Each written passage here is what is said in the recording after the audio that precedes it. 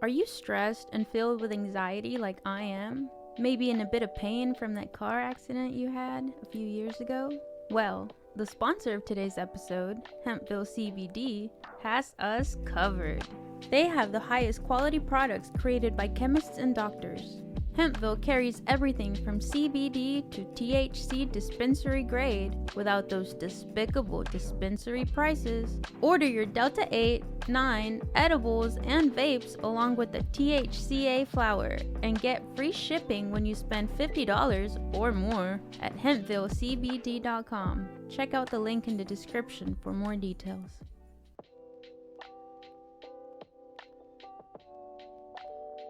Welcome to the Filmsteins, the double feature podcast. Join us as we unravel the interwoven experience of the continuous conversation of cinema. Take part in pairing movies with our cursed counterparts, movies that share DNA, or even pairing questionable duos by joining our Patreon at patreon.com/filmsteins. We offer tiers at the $1, $5, and $20 level. With a $5 tier, we'll grant the ability to request films to further the discussion. So grab some popcorn, sit back, and get ready to join the 100-year conversation. This is the Filmsteins, where movies are more than just entertainment, they're an experience.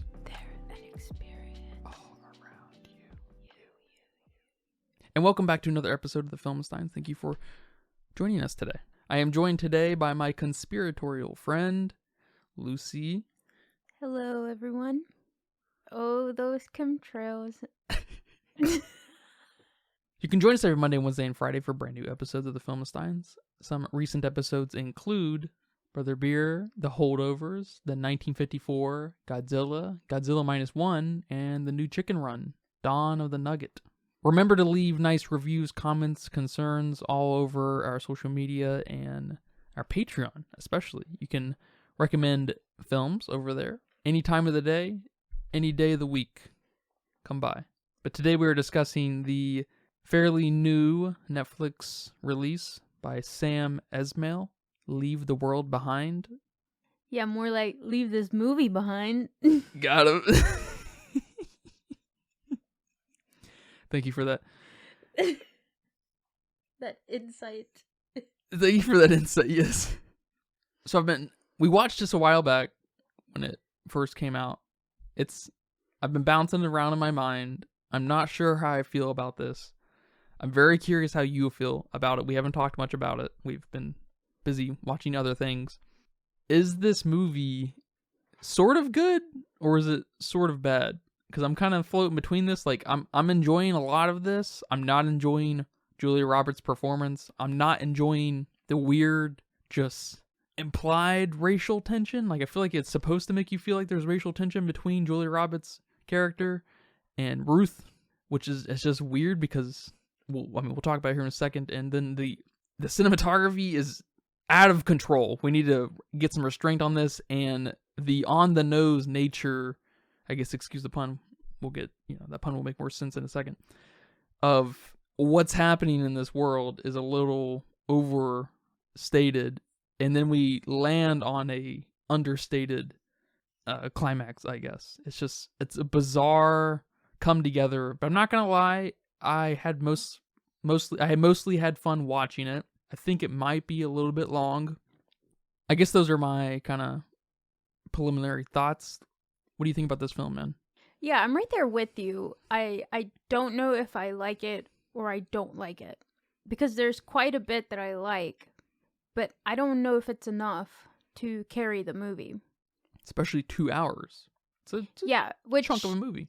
I thought a lot of the kind of suspenseful, uneasy things in the movie were good. They were great. So they kind of kept me entertained enough. They kept me captivated enough throughout the whole 2 hours. So I didn't mind really that it was that long, especially because we never got a big climax. So we ended on the climax, which kind of made the movie feel not as long for me. Mm-hmm. So I didn't feel any pacing issues on my part. But I really enjoyed the first part and just everything with the family coming to the house and then the two strangers being there.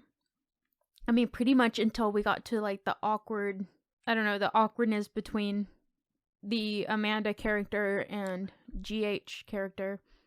after the whole house stuff, the initial house stuff, I started to get maybe lost on what the movie was trying to tell me. It was a little over the top with the weirdness between them, because I totally get, you got strangers come into your resort, I should say you got strangers come into your secluded bed and breakfast style kind of thing, and they claim it's their house. It makes sense that it'd be very weird in the beginning, at night too, and they're claiming there's a blackout. Yeah, that'd be very strange. And I liked where that was going. I liked the creepiness, the not trusting, the suspense. I absolutely loved it. I was into it. I was very, very kind of on edge too, but it got so lost. And I understand that. I guess that's what this movie is trying to confuse you. I don't know, trying to give you some uncertainty. But that's not the lost that I was feeling. So it became really hard to enjoy. Yeah, they embraced the alienation we put onto ourselves, disabling us to like connect with others. Especially with our Amanda character, she was like, I hate people. I hate people. It's like, people, I mean, I guess I'm not trying to say this is a movie grounded in reality or any kind of naturalism, but that's only a character on Twitter. I hate everything. I hate the world. That's not a human being. So that's a hard sell to, get behind, especially when she doesn't ever fucking relax. She doesn't, not that this is a character-driven movie, but she doesn't change really at all. I guess she does have that one moment with GH while they dance, listen to music and everything. This might be a personal thing, but it's so awkward in another way that it doesn't really sell me on that this is supposed to allow, that this is supposed to indicate to us that there's some kind of connection building here. Because Julia Roberts is so fucking awkward in this movie. Yeah, that whole scene was very awkward. Yeah. It was, one of those forced romance things that... I think we're supposed to get that there's, there is this glimpse within all of us, even the worst of people, to connect with strangers. But I think Julia Roberts kind of does us a disservice, does the movie a disservice in that way. The whole movie? The whole movie, I think she's terrible. Or in the scene? But in that scene specifically. I think she's terrible throughout the whole movie. Okay. And so I think that hurts the movie, because she has the wrong vibe about her. She's also just a terrible character to, kind of force to launch off of, because Ethan Hawke is like the polar opposite of her. And so there's this yin and yang that's just not, I don't think it's very compatible as far as characters who want to go on vacation to an isolated, secluded place in the woods with each other. Just, it's from the get-go, I think it starts off weird. I think I think GH's character saves it in a lot of ways. Yeah, I don't think there's enough of him to save it. Yeah, but I don't know what it is about him. I might just be a fanboy, but the way he delivers stuff is just awesome. He has great delivery. I don't know if it's just his voice or the way he looks, but he's got a thing about him that I like a lot. Yeah, I think you might be a little fanboying, but I mean, he's great, no doubt about that. But I don't think this movie gave him anything so he could be that great enough to save anything here. We didn't have enough of him. Yeah, no, I agree. I mean, I guess one thing to kind of justify his like lack of presence in the whole story was it did kind of build this mystery with him, I think, especially when he gave us little bits and pieces of what he does for a living, because he supposedly works with some Pentagon folks that know something. Mm-hmm. But that starts to introduce this situation they're in, I guess, and it's so on the nose that I'm just like, I don't know where to take this in my imagination, because I feel like you're giving me all the pieces, minus the deer. I think the deer sort of are the most interesting part of the movie, sort of, but it lacks that. This is out of I guess coming from the disaster movie angle, which this movie sort of is, it's more, I guess, leans into the conspiratorial angle, right? I don't know what this movie's trying to lean towards. It lacks the this is out of control feeling, like there's kind of no hope for me. And Mahershala Ali's character kind of lifts behind the curtain of it's something that maybe could have been prevented. Like there was actually a sense of control that wasn't there on time, versus like The Day After Tomorrow, where it's just completely out of control. No one can do anything about it. Isn't it a climate change problem? Don't they give reason in that movie? I can't remember, but it's, the fucking world is freezing over or something, right? Mm-hmm. And so it's, no nation, no organization of a species can do anything about what the world is just going to do because of, fundamental physics. So there's this mystery and secrecy within him that I like a lot. And yeah, I mean, I agree though. It's hard to say, I guess, but I want to say we don't get enough of him, but it may have just taken that step even further of giving us a little too much, because I think it gives us too much in every other way, especially Kevin Bacon's character. He's stupid as fuck. That whole situation was dumb as shit as far as building the mystery. Yeah, I don't know. I don't think there's any mystery here to build, though. I think that's why it felt like that. Well, what do you think about Amanda and Ruth's relationship? It's kind of a focal point. It's arguably the focus of Amanda's presence in this movie. Her weird conflict with Ruth. Yeah, I don't know. I feel like Amanda has a conflict with everybody in the movie, but Ruth only has a conflict with her. Yeah, which I think is an important distinction. Yeah. Because if it would be different if Amanda just had a conflict with GH and Ruth. But yeah, she just, I don't, do they say too many times that she hates everyone? She hates people and stuff? But that's kind of how the movie starts, that she just hates people. Yeah. So I was getting the feeling that they were trying to force some air of racial tension. Yeah, I think they definitely were. I guess in the beginning of the movie, she makes, Amanda's character makes a comment about GH's character being maybe the help of the house, and he's just here to break in and steal from the real owner. That kind of implying... Okay, that kind of racist... she's implying something racist here. But then all her hatred with him disappears after they have that awkward dance-off. And so I don't know if now her hate has to travel to Ruth. But Ruth does have a weird conflict with her when she makes that comment to her dad about not trusting anyone when they find a safe place to go, especially white people. But because this movie doesn't have a tight theme, like a tight message of what they want to go with, I feel like that was just kind of thrown in. Like, here, your characters just make them racist towards each other. Because I also think there's a little bit of a cultural divide message that they're trying to give us with Amanda and Ruth. And even the little girl at Rose.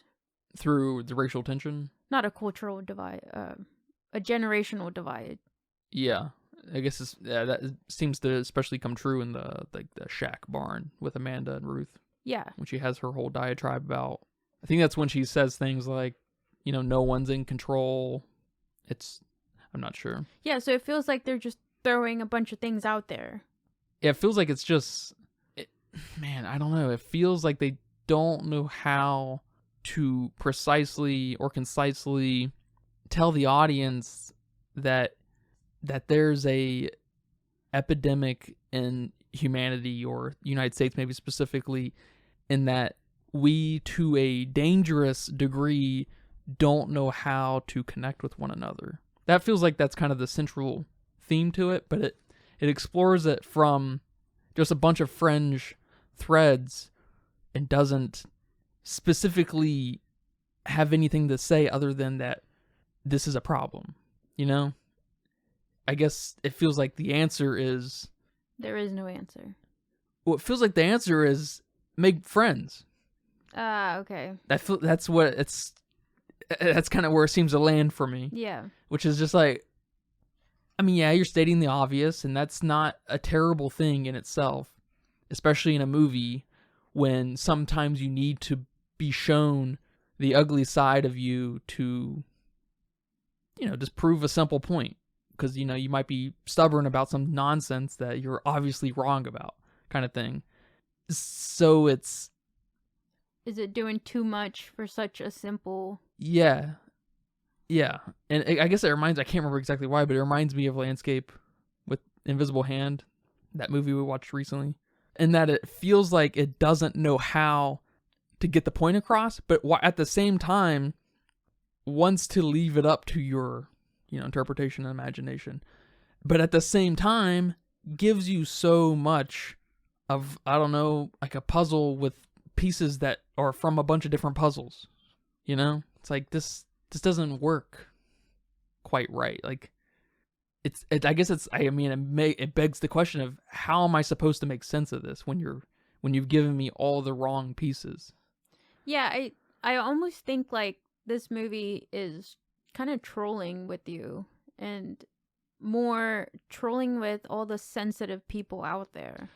Because you have this, racism, this generational divide, nuclear power, like natural disasters, kind of satanic symbolisms.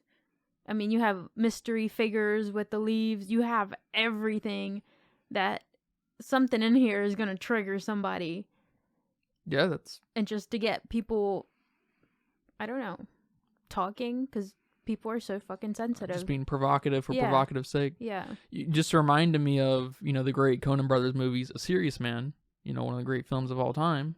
How maybe instead of provide a reflection back at you, it's actually showing the ass of yourself in how silly you look.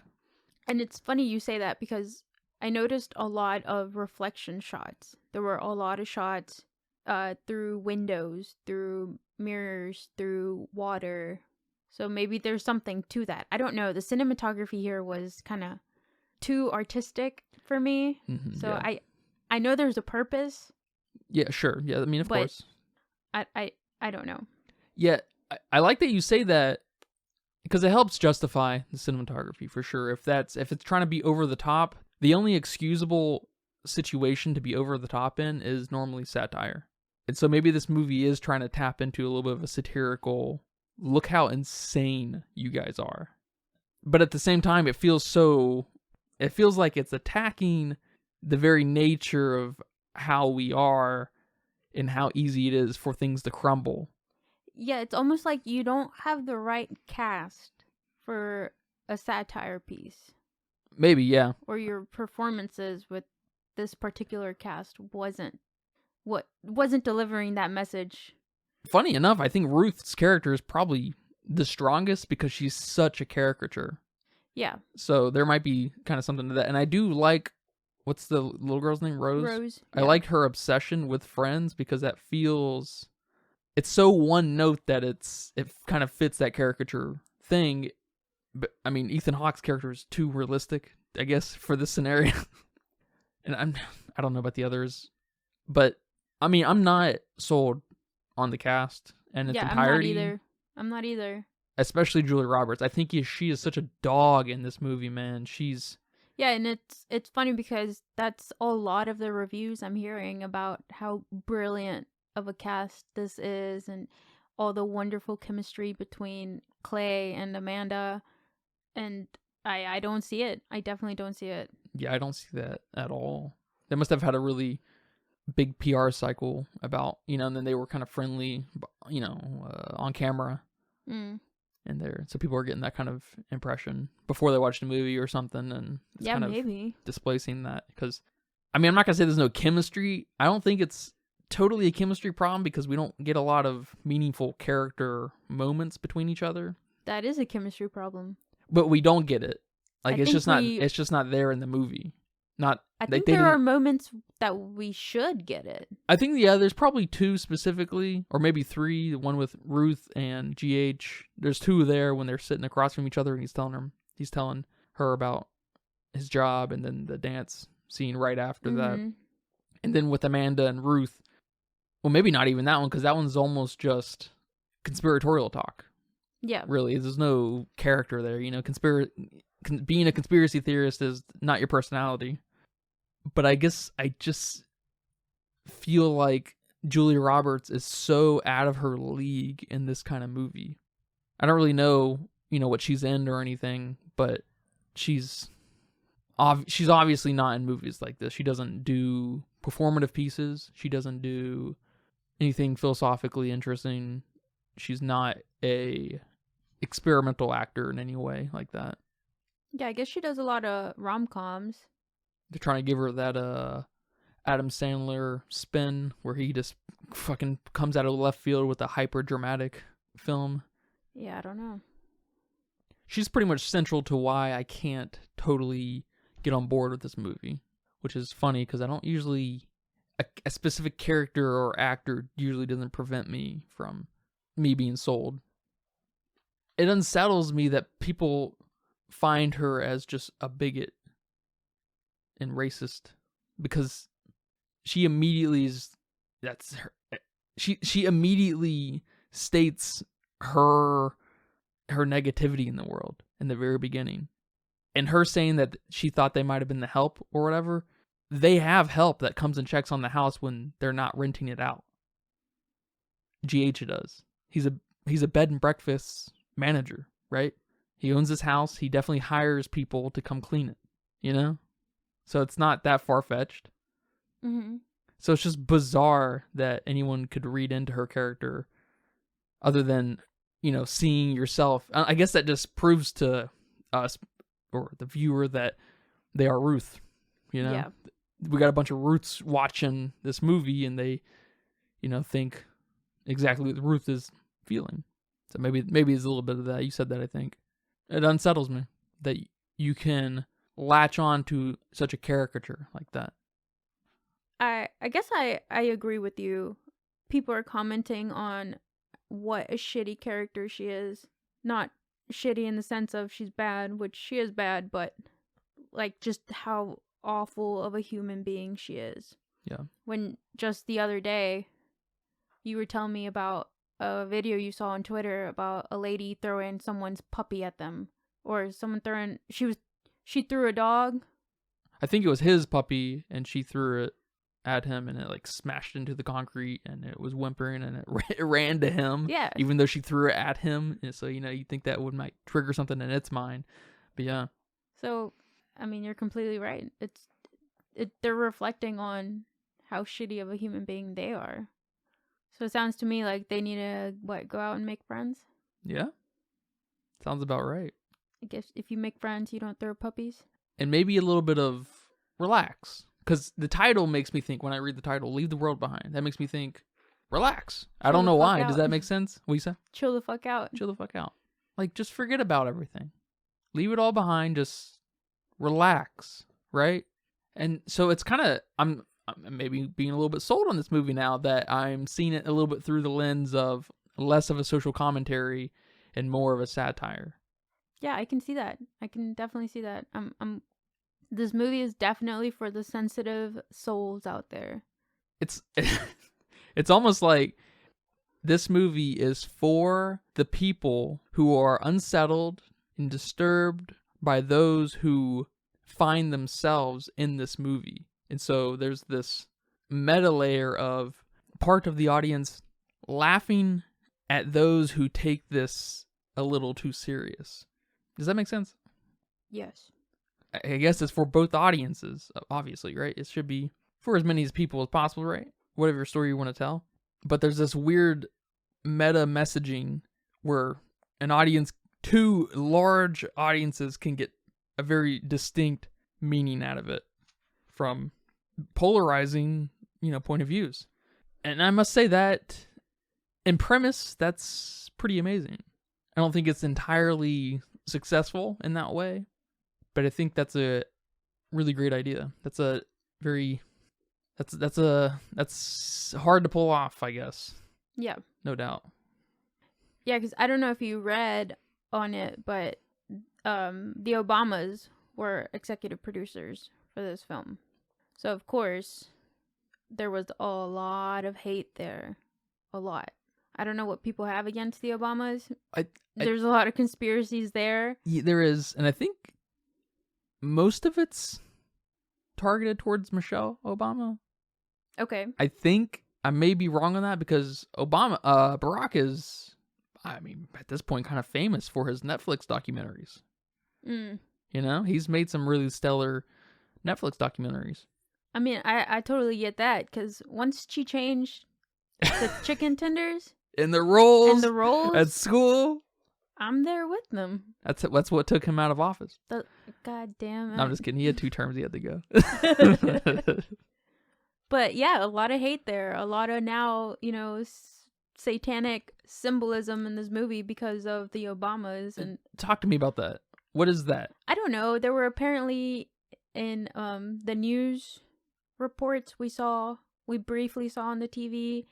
There were a lot of 666s, and there was one scene when Clay was waking up in the morning. I think it was in the beginning when she's looking out the window. He's waking up, and then if you stay still on that shot, there's a 6 on his coffee mug, and then there's a 6 in his alarm clock, and then there's a 6 somewhere else. So, 666.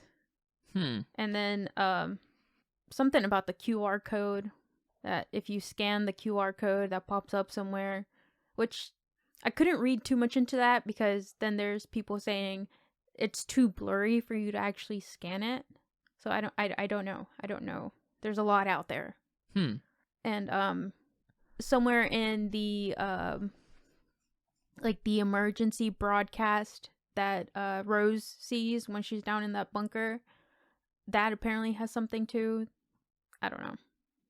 And they're tying it back to Barack and Michelle. Like, what? I didn't know they were Satanists. Yeah, I guess so. Because there's so many people tied to this film, but it's the Obamas. It's the Obamas, of course. Of course it was is. them all along. Exactly. They're ahead of the cabal. And it's so ridiculous, really, just how much people read into it. It's like if you pause it at this scene and sneeze and close your eyes and clap 3 times, Barack Obama appears. I don't know. He does. See, and now through the lens of what we've kind of established here, that deep subliminal messaging is the exact kind of messaging those people are going to be looking for. Yes. And so I think Sam here, and maybe the original author of the book, may be on to something. I guess we then maybe we come across it here in the next few minutes and on this episode. Maybe we have to think about it a little bit more, but that's 2 schizophrenic kind of demographics. We got outrage culture and we've got conspiratorial guys, I guess we also have, the gun-toting conservative. Did he have a red hat on? I don't know. That's a good question. That is a great question. No, it looks like he had a gray hat with a star. You know what else has stars? The flag? The flag. And stars are in space. And Rose is wearing a NASA shirt. Now you sound like the 666 guys. Oh yeah, that's something I saw. The scene where Rose and her brother Archie are in the woods right before they get that really high pitched sound. There's a scene when they're both kind of looking at you, and if you pause it, he's wearing an Obey shirt and she's wearing a NASA shirt. And so if you read it, it says Obey NASA. And I was like, oh, there it is. Wow, there it is. That's awesome. And then I was just getting too deep into this craziness online, and I couldn't handle it. This reminds me of that Andrew Garfield film, All of a Sudden, Underneath Silver Lake, where he's he unlocks this conspiratorial kind of mindset that everything in the Hollywood area is connected with each other, and it's a cool movie, and it's nothing but mystery. They don't give you any fucking answers. Sort of, I guess they give you answers, but not really. That's the whole conspiratorial thing, right? Is you always have some answers. You never have the full picture. If you look into it enough, everything's connected. Everything's connected. But not to each other necessarily, but it's connected to something. Yes. It's awesome. Man, I'm on the cusp of quite enjoying this film, but I can't get over Julia Roberts. Maybe we need to rewatch it. Maybe. But let's go back to the movie itself and just all the weird angles it had. Yeah, I wanted to talk about that too, yeah. They were a bit too much. There's two that really stuck out to me. The first one is when she's going up the stairs and the camera follows her and kind of goes upside down while she's walking up, and then when she keeps walking, or I don't know if she makes a turn or something, the camera is like turns right side up, and I don't know, it was a little bit too fancy for me. Yeah. And I think that one is just them having a little bit of fun with it. I don't think there's anything too much fun. Yeah, I don't think there's anything to be said there. But the other scene that really sticks out to me is when GH and Ruth are talking and the white people had just left right before the Tesla scene. So they had just left, and Ruth and GH are by the front door, but they're at like the bottom of the screen. And we only see maybe their torso and up. Yeah. And then we get a big landscape. Yeah, that was a good shot. I like that one. I didn't like it. It was too fancy. I don't know what you were trying to say there. It was too static. And I would have liked it maybe if I saw something, maybe like a deer poking through or something I'm supposed to catch. But no, it was nothing. And they were at the bottom of the screen, and it was kind of unsettling, and I just didn't quite know how to feel about it. Besides that, it unsettled me, and not in a good way. It's way over the top. Its camera work is one of those things in, any kind of creative sense. Less is more. If you want to make these shots powerful, you have to deliberately use them, not make this some fancy school project, some university project.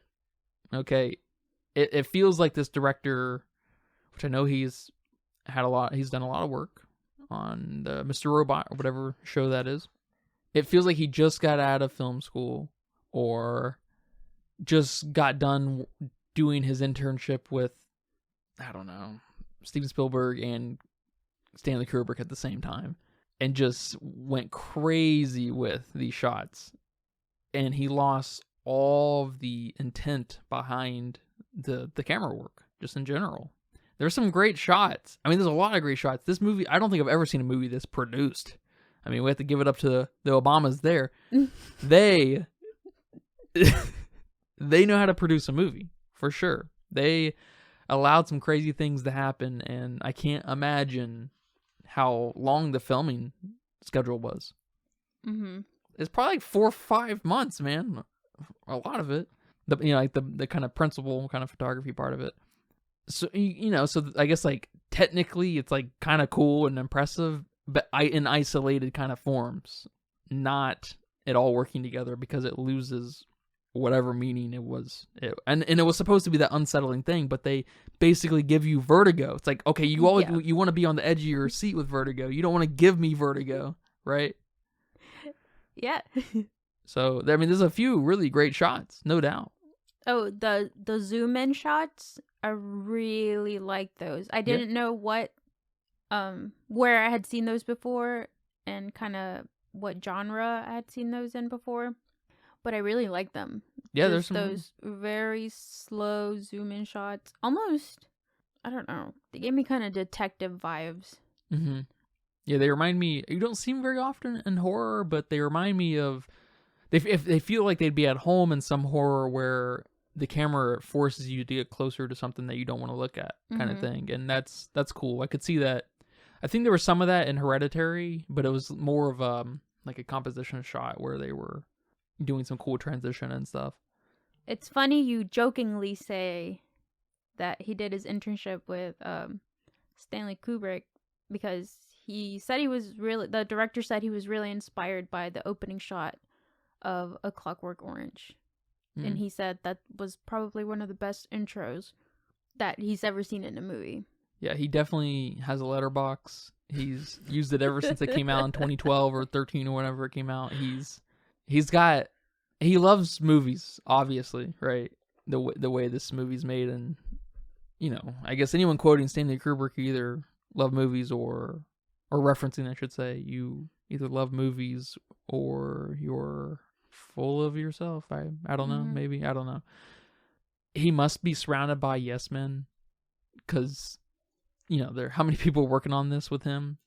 The Obamas are not filmmakers. They are not creatives. They obviously know how to facilitate the production of something, right? Yeah, and I think from the director's interviews, Barack Obama is a film enthusiast. Really? He's a big film guy. I mean, I get it. I could totally see that, yeah. Yeah, and has seen a lot of, blockbuster films, but a lot of also kind of niche films that you're like, what? So he said he had a lot of fun kind of talking to him about that and stuff. Cool, yeah. I could totally see that. I've always got an air of culture in him that I've never seen from a politician, Yes. He's definitely got a fine art kind of thing about him, for sure. It's funny to say like Obama, because when we refer to Obama, 99% of the time you're referring to Barack. Yes. But when they're both together, it's like you gotta specify. she's also Obama. It's funny. I'm a big fan of less is more in art, because it comes with the air of deliberacy and intention. Yeah. Are you paying attention to what I'm saying? What I'm trying to tell you? Because it's a gut punch. I'm not. Instead you're with this heavily produced movie, you're just slapping the shit out of me. I'm getting used to the slaps, right? But with these with those meaningful zoom ins, with those tipsy topsy spins and shit, like with the Tesla, I feel like that probably would have been a good shot. Like how they did the aerial shot, that would have been a really powerful shot if everything else wasn't a powerful shot. And so now all of a sudden, nothing's working in that way. So it's unfortunate. It's totally unfortunate that you let your passion, in a way, get in the way of making something actually really good. It's kind of funny how that he needed someone to be like, whoa, dude, we need to discuss the intent here. Yeah, it's like, especially in a movie like this. Yeah, it's like when someone asks you a question about something you're really passionate about, and you just talk to them for hours, and you forget what the question was. And your person who asked you is kind of overwhelmed. Yeah, overwhelmed. Yep, totally. I didn't want this much about crocheting or whatever. I just wanted to know how to make that knot. Yeah. I think it's kind of cute for Netflix to release a so-called disaster movie around the same time they released Don't Look Up last year. And so there's kind of a thread of political edge, social edge to both those movies. And I like that there's, they came out around the same time of the year. They deal with very worldly topics and stuff. I like that a lot. That's fun. Yeah. Yeah, and Don't Look Up left me very unsettled. I don't think I'd ever watch that movie again. I don't know if my head just wasn't at the right place at the time I watched that movie, and I just had basically a existential crisis and a panic attack on top of it. But I think it kind of goes back to what you said in the beginning of the episode, how there wasn't a feeling of a doomness to this movie. It didn't feel like the world was ending and we were fucked. Which maybe after the kind of dissertation we've laid out, is an important part because, and I guess they bring it up literally, that we brought the destruction to ourselves. The world was never ending. We just made it, we kind of fulfilled the prophecy that we were already afraid of hearing, Yeah. And so there was no emergency to begin with. That's why we never got the total air of there's an emergency. Kevin Bacon's character, the guy with the hat, Danny. mm-hmm. He was at Walmart, whatever, getting his regular supply that he gets every 2 weeks or whatever, right? But Amanda's looking back at that and be like, he knew. He fucking knew, yeah. No, he didn't know. That's what that conservative does every 2 weeks, because he's a conspiratorial minded person and thinks the world's going to end. He bought 2 cases of water. Or maybe he doesn't like going to the grocery store very often. Hey, I do that. I like going every 2 weeks. Maybe he likes going once a month. Oh, sure, yeah. I didn't see all the stuff he had in his truck, We didn't have a great shot of that. No. We just saw them kind of glaring at each other. And every stranger is sketchy looking, right? Heck yeah. Especially at Walmart's. Yeah. Especially in like kind of your country, areas. I mean, everywhere, really. That's kind of an important part, is we don't trust our kind. So maybe there's something important there too, that we didn't get that feeling, because that feeling is only there if that's the kind of person you are, and we're really not those kinds of people. Or after someone tells you. Yeah. Like, did you notice that person? No, I didn't. But then you think back in your mind, you're like, You know what? I think I did. I think I think he had a fucking machine gun. Yeah. And he had a look on his face. Yeah. There's maybe a little bit more here than I was. I mean, there's definitely more here, I think, than I was first kind of giving it. And I'm happy to say that I had to retract some of my downplaying of this movie. Yeah, I think... Minus Julia Roberts. Fuck her. In this movie. Yeah, I think I definitely need to think about it some more. Yeah. I think I would like to rewatch this movie. Yeah. This might be... You know what? This might be a fun movie to put on for new people that you meet, to gauge how fucking insane they are and unstable they are. When we first watched it, I was like, you know what? I'm just like her. Amanda? Yeah. I thought, I don't know if I would trust these people coming in the middle of the night, and I don't know if I would. No one would. I would let them in. And Clay is just like, yeah, sure, sleep downstairs. And I'm like, hell no. I don't know who you are. Yeah, I don't think... GH. Yeah. So it'd be fun to gauge someone's kind of reaction to some of these things. Yeah, there's a lot of stops, as we've already kind of established, with the subliminal 666s and satanic shit, and Ruth's character and Amanda's character. And what? Or even that scene when Clay is driving back home and the Hispanic lady... Oh, yeah. Needs help. Yeah. And I didn't notice, because I understood her, I didn't notice that there were no subtitles in that scene. What'd she say? So she basically said, I'm lost. I need help. I need help. Yeah. I need a phone to call somebody. I saw a plane dropping some red gas.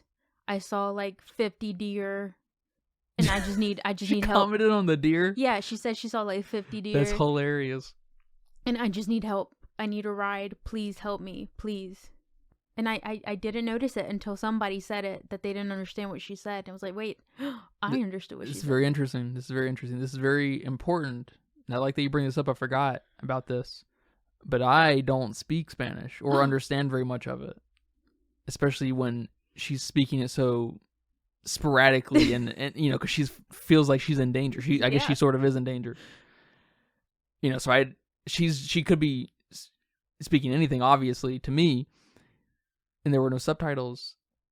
It only confirms in my mind that there's this intention from the filmmakers to find that, very specific common ground with someone so they can connect themselves with whatever character. Because someone who comes across someone freaking out, crying, banging on the window, and they don't understand what they're saying, they're not going to let them in their truck. they're not, probably most likely not going to stop. They're going to be freaked out and unsettled. Maybe that's just me finding me and Ethan Hawke's character. And what's his name? Clay. And Clay. Yeah, I'm trying to think if... But you have a completely different perspective. Yeah. On the matter. I'm like, oh my god, this lady needs help and this asshole just left her. But he has no idea. But I didn't think about it. He has no idea what she just said. And she's a great hysterical representation of someone who thinks she's in danger when she probably really isn't. She just had a very insane 5 minutes ago, you know? Yeah. Like, just like them. But we have no idea really what was going on. And you know, a large percentage of the audience of people watching this, you know, we intentionally don't know what's going on with her. So there's an interesting thing happening there too. Yeah, I'm trying to imagine if they would have been, you know, Japanese and were speaking Japanese and were hysterically banging and how I could relate to that. But yeah, that's interesting. I mean, it's important. I think she is at least speaking Spanish. I guess that's probably her primary language because she was freaking out in Spanish because Mexico's right next door to the United States and they're a focal point of, you know, political fucking tension, you know? Mm-hmm. Black people, Mexicans, they're at the forefront of a lot of people's minds about X, Y, and Z. So it wouldn't have had the same effect if it was a Japanese person, I don't think. Because I think there's supposed to maybe be some, for the right person, for the roots of the world, he's fucking racist too. Yup. Sure is. That's what I thought. Look at this asshole. I didn't think he was racist. I just thought he was a jerk. But as we know, he's a very modern so-called coward. I don't think he's really a coward. I think he's just the character who is at the most a victim of modernity. Mm-hmm. Because, you know, he even has his big moment that he's a man and without the internet, he's useless. And he can't even care for his kid. You know, so he's the last character who's gonna fucking pick someone up. Who's freaking out on the side of the road. And then Amanda's one of the last characters to immediately want to fucking let someone into her home because she's, you know, she hates everybody. So like there's a kind of interesting thing there that's people make up in their mind when it's not actually there. There's some genius happening here. I'm not going to lie. Yeah. There is. There's some small things that feel like they could have been turned down. Like the camera work. Man, this movie could have been cheaper to make if you didn't go overboard with this stuff.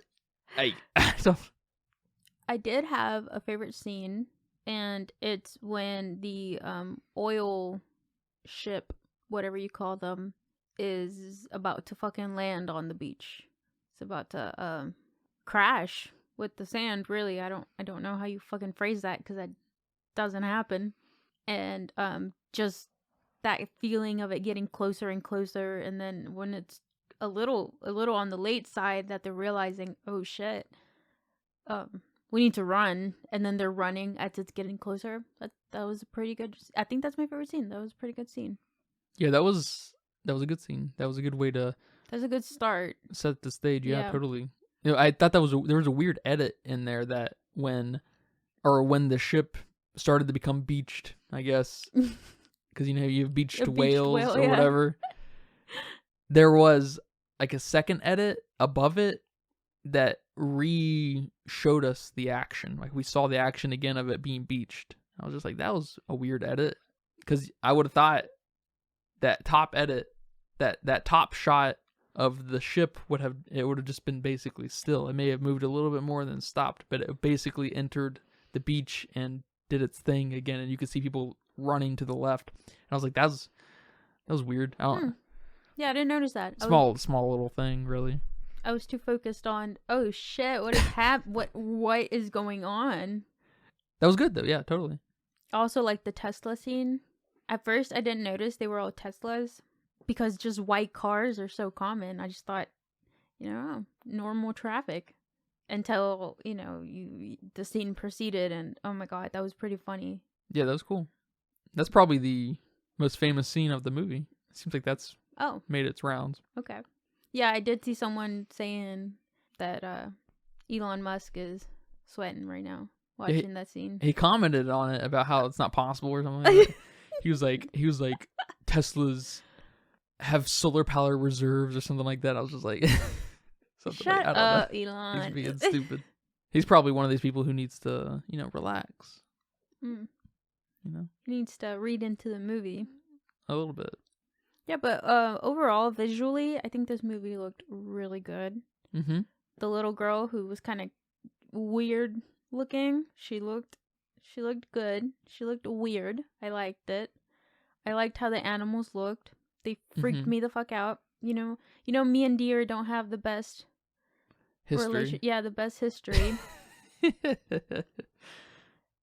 And I kind of, on a personal level, I kind of liked that they were deer because it fed to that uneasiness for me. Oh, I don't think you're alone in that. I think people are unsettled by deer, or I think people are unsettled by deer because they're just weird. Like, they don't wander about like raccoons and coyotes or wild dogs or even fucking elephants. I feel like elephants are less weird, and they're, they don't have any elephants in the United States. They're big ass weird animals too, but like deer have like a roboticness to them and a sneakiness to them, and their beady eyes, and they're super unsettling. They're weird. I totally get it. I totally get your weirdness about deer. I don't think most people are that weirded out by them, but like on my level, on your level. But they're very strange animals, no doubt in my mind. What do the deer mean? Why do they keep popping up? Yeah, I don't know. That's why I'm thinking that someone could read into this being a natural disaster deal going on. I don't know. Changes in the weather. Yeah. It's freaking all these animals out because we also have the flamingos. But I don't know. I don't know. And we have that weird scene with Ruth and Amanda and all the deer, and I don't know if they were about to eat Ruth, if they were about to take her to be their queen. I have no idea what was about to happen there. The deer are the major tether to why I feel like this film takes itself an ounce bit too serious, because I feel like the deer represent this detachment we have with nature and with ourselves, and how we've let this kind of artifice of society and this thing that doesn't actually exist, in that everything's kind of predestined in how we're supposed to behave and act in the world, and we don't have any, or I should say we try our hardest to reject our animal sensibilities, which I like that. And maybe it's okay next to all this funny business because they land on that moment where they start yelling. And I think that is, I think that scene is the most stupid scene in the movie. I fucking hated it. Yeah, it was awkward. But I think it's supposed to demonstrate this resignation of our humanness and bring us back down to earth, and give us just a brief moment of just pure emotion, whatever that is, and just in that moment reject everything that is society and human, and I guess just show us a little bit of what we really are. Yeah, that all sounds good, but I think the author, or if this isn't in the book, then the director was like, what's the creepiest animal we could find? Not scary, not big, yeah, but creepy. Deer. Let's put them in there. You know what? Let's put 50 in there. All right. Cool. Just to add to that suspense, to that uncertainty. that something's coming. Yeah. So, I don't know. Yeah, I don't know either. It's a weird focal point of the movie that keeps being brought up in borderline like horror ways. Like, it's just like I think you missed it, but there was one scene where she turned on the light, the porch light. Yeah. And they pop up, and that's not the light she meant to turn on, so she turns it off. And then she turns on the correct light. Yeah. And I saw that later. Oh, you saw that later? Yeah, okay. I was like, what the fuck are they doing there? It's weird. It was weird. It's a weird focus and captured in a very specific light. And when and when Rose was lost and they couldn't find her, I thought the deer had taken her. That would have been that would have been something. That I don't think that would have been out of place, to be honest. There would have been something too that I think I could read into. And then now I thought they were coming for Ruth and taking her. I wouldn't have hated it. I wouldn't have hated it. I don't know how that would have gone, but what do you think about the end? Because we're tying up here. Yeah, I don't know. I think I was reading somewhere that in the book, after she sees the bunker and everything in it, Rose gathers supplies and then goes and gets her family, and that's how they end. But here they don't end that. They don't end like that. They end with her watching what she's always wanted to watch. And I don't know how I feel about that abruptness of ending it like that. I kind of like it, especially talking about it more, and just that simplicity with the message of stop being so fucking sensitive, just love each other, make some friends. So I kind of like it now more. Originally thought. I like it a lot. I like the abruptness. I like when stories just end. It's this deliberate self-awareness of not overstaying your welcome. You know what I mean? Like, it's like, all right, we're gonna do the Irish goodbye, and I'm just gonna be gone. Bye bye. Yep. Not even gonna say bye bye. That's part of the Irish goodbye. But I like these ending much more than what you just said about her gathering supplies. Mm-hmm. I wonder if the book is a little more grounded in a series of, catastrophes. Yeah. Kind of thing. Like, it's because if this ending is as absurd as a lot of the rest of the film, so it lands home with me totally. I thought it was kind of funny that they played the intro of Friends as the outro of this movie. That was kind of cute. Yeah, I like that.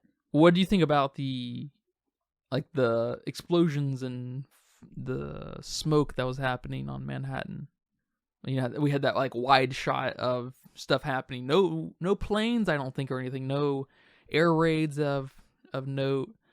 But there's some kind of implication there of, are we being attacked? Because we previously saw those pamphlets being dispersed by the plane that had some Arabic language on it. Yeah, and then the emergency alert when she was at the bunker said that the White House and other major cities were under attack by rogue armed forces. Yeah. Armed forces. So they had arms. So they had arms, yes. No paraplegics. No. Mm-mm. They had big arms. They were wrestlers. So yeah. Seeing that kind of made me think that we were going to get some kind of resolution, some kind of answers, but it lost me even further. It confirms to me actually that it's us. Ah, okay. Because if it was the Middle East of any kind, if it was China or Russia, we would know. The U.S. would be all over. Russia's attacking us. They've got the fucking president held hostage. Mm-hmm. They'd be all over that. But it specifically says rogue, and there's no air raids. It's so low key.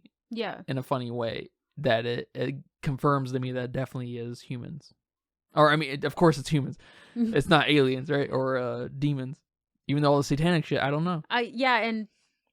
Somebody was talking about all the space and satellite shots we got, that it must be aliens. I was like, oh my god, these people. Oh, and her wearing the NASA shirt just confirmed the alien conspiracy. I wouldn't hate it. There's not enough there for me on that. No. Unless the deer are alien. I wouldn't hate it. I don't know. But yeah, there's some closure there in my mind. The open-endedness of it is, it's left up to the audience, of course, but it's in that, which character are you, kind of thing. That's the open-endedness of it. Who are you, and what are you gonna do about that? And how are you going to continue to be and see yourself and see the rest of the world? That's the open-endedness that I think is a little more interesting.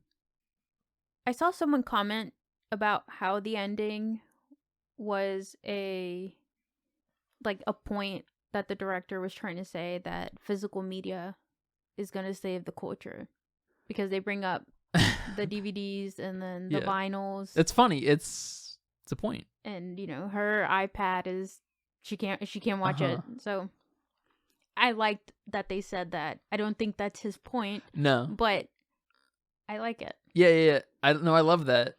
Especially as we march into the digital age, it's sad to see it kind of start to get further and further in the mirror, the rear view mirror. Yeah, especially with you telling me about how some people lost their digital purchases of games. Yeah, recently, because of the Discovery and Warner Brothers merger, Sony has lost their licenses and contracts with Warner Brothers, and so people are losing hundreds, I think something like 1,700 movies and TV shows through their service that they were providing to buy, kind of like Amazon Prime and stuff. Yeah. And it's scary because, nothing's permanent. I get it. And we should embrace that. We shouldn't pretend that things can last forever. It's a weird human obsession that's driven a lot of who we are and every corner of every thought. So it's a funny point to kind of hang on. And I think it's obviously meant to poke fun at those who depend on the digital world to the degrees that a lot of us do. Yeah. Because a lot of us are helpless without the digital world. Yeah. A lot of businesses wouldn't work like they do without the digital world. It's allowed for things to grow in a very particular way. Yeah, my job. Mm-hmm. We're all digital. But we're totally, it's a one-way codependency, Yeah. I guess we're completely dependable. Does codependency imply that you're dependent on each other? Well, that's true. Which you kind of are. They need to be bought. That is true. There's a codependency there that's true, yeah.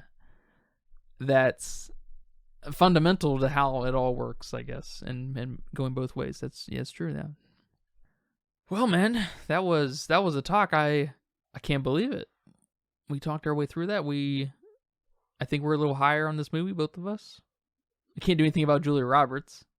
I can't talk my way into liking her. I'm sorry. She's in the wrong movie. She's in the wrong movie. Yep.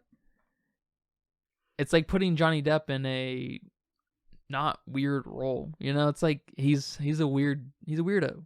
That's fine. That's why we love him. So that's where we got to put him. But I don't know what it is about her. I'm not a Julia Roberts fan by any stretch of the imagination. I don't know her work. Yeah, I don't either. I know she was in Valentine's Day. I love that movie. Yeah. Is she the sad girl? Or I don't know. But I know she's in Valentine's Day. And I like that movie. But, she's in rom-coms. That's a mega rom-com. Yeah. That's borderline Hallmark. So, but yeah, thank you for watching this movie and talking about it with me here today. This was a very fun talk. You're welcome. Do you have a budget guess for me? My budget guess is 80 million. A little based off the caliber of actors we got. And just how visually good this movie looked. And the length. But I have no idea. Yeah, well, it's inconclusive. We don't have the information. Surprise, surprise, it's a Netflix movie. If I had to guess, it probably floats the $80 million mark, if not a little bit more. I wouldn't be surprised if this was kissing that $90 million mark, because like I said, the production of this is nuts. That camera work doesn't come cheap. We gotta get all the lights and fixtures in the right areas and get all these guys capturing. Get all these guys on a zip line. Yeah, got it. We're putting lights on zip lines. We're putting cameramen on zip line. You know how expensive that shit is. This is definitely an expensive movie, no doubt. So I wanted to share with you the Letterboxd consensus. It says here it's a 3.0 with a very smooth curve, or pretty smooth. It's weighted in the center. It seems to be pretty fair. All right.